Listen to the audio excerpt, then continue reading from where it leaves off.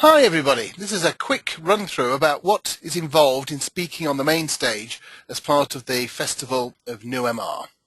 So I'm going to take you through some bits and pieces and then we're going to stop this recording and we'll have a chat about what's involved, your questions, your thoughts and your suggestions. So first of all, perhaps, what is NewMR? Well, it's really important to remember that there is no single picture. Don't think, oh, my idea probably isn't NewMR because it's not exactly what somebody else means by NewMR. We certainly think it includes social media, it includes mobile, new techniques, prediction markets, neural networks, neuroscience, all of those, new paradigms, moving beyond probability sampling into alternative solutions, new ways of doing business. Now that we've got all these other changes going on, there are new formats for businesses springing up, new approaches, new styles. Equally, they're throwing up new ethical issues. We're interested in discussions and presentations on any of those topics. Outline of the festival. Well, it's from the 6th to 10th of December. It's going to last a whole week. Lots of things going on. The main stage, which is what we're really talking about today, is what we're calling, is the name we're using for the global webinar. And that's going to be held on the 8th of December. But there's also a poster competition. We're really thinking this will be great for young researchers, students and so on. It's got a cash prize of $1,000 for the best poster. There's a video competition where we're looking for 3-minute videos. We're going to have a great competition there. And again, there's a cash prize of $1,000. And there's what we call the Fringe, which is based on the idea of the Edinburgh Fringe, for those of you who know about it. This will be organised not by ourselves, but about third parties. Some of them we expect to be organising to have fun events. Others may well want to make money, others to promote their businesses. We are simply going to be the vehicle that will allow those things from the 6th to 10th of December to be announced. Other people will be organising them, making them happen and taking the benefit and the responsibility for those. So it's a global event. The vast majority of it's going to be online, but frankly I expect some of it to take place locally. I know that 1 or 2 people are planning tweet-ups and to go out for a drink in the evening, which is one of the aspects of an online conference you don't normally get. So the main stage, this global webinar, it's going to take place on the 8th of December. We're aiming to start at 2 o'clock in New Zealand, and I'm going to correct that spelling, 2 o'clock in New Zealand. It's going to finish about 2 p.m. in California. It's going to be split into 3 chunks, each of about 6.5 hours. Attendees will only be paying $20 to attend a chunk. So if somebody wanted to stop up for 20 hours and see all 3 chunks, it would still only cost them $60. What do they get for attending? They're going to get a copy of all the slides, the ability to watch the session, ability to join in online discussions about any of those papers that they think are interesting and they want to pursue. So there's an awful lot of value there because we want to reach out far beyond the scope of normal conferences to the sort of junior researchers and researchers in awkward locations who can't normally get to the physical conferences.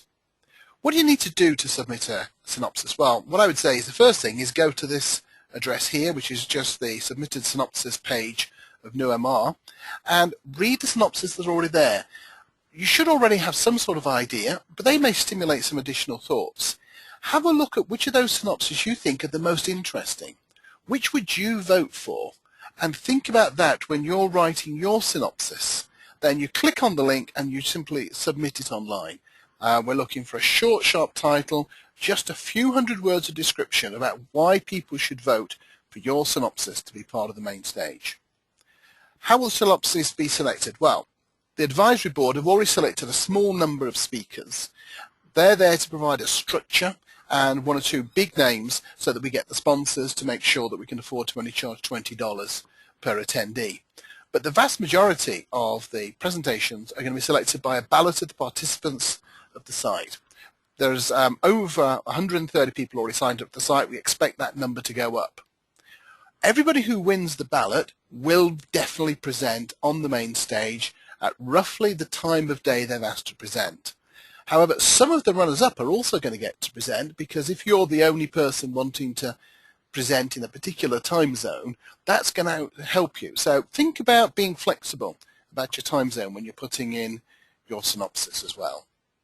What's involved in presenting? I know that some people in this discussion haven't presented before. In fact, some of them haven't even attended a webinar before. So what's going to happen on this case is, first of all, you'll be sending your presentations in well in advance. They will have to be in PowerPoint because we're working with too many different systems, too many unknowns. You can't use video because of bandwidth limitations. It doesn't really work over webinar, and most presenters find it's better to use fewer builds because there is a little bit of a delay from when you click the button to when something happens. If you're chosen to present, you will be in presenter mode during your session. And you've got two options really in how you advance your slide.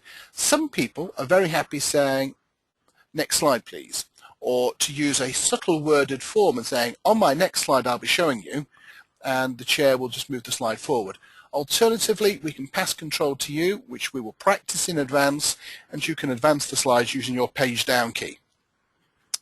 When you're presenting, you will want to be wearing a headset and the best internet you can get. Now, that doesn't have to be exotic, but it probably does mean that you can't just be on a dial-up line. At the end of the presentations, and for a few days afterwards, there's going to be one online discussion thread for every single presentation. What we would like is that if you have presented, that you visit that discussion occasionally, have a look at the comments and join in with some of that discussion. The timeline, well, like all virtual events, it's still being refined. The call for Synopses may be extended by 2 days. We'll let people know very shortly about that. The voting for the Synopses is going to take place about a week later, and the voting will be open for about a week, maybe slightly longer. The speakers will be notified a week after that. Your presentations will need to be submitted 3 weeks before the event because we're going to look at them. We're going to say, no, there's too much sales material in there. No, that's too long. No, that's not clear enough. Yes, that's brilliant. Yes, that's great. Or that's exactly what we're looking for. How are we going to make sure this is really impactful? You'll be discussing that with your session chair and probably with me.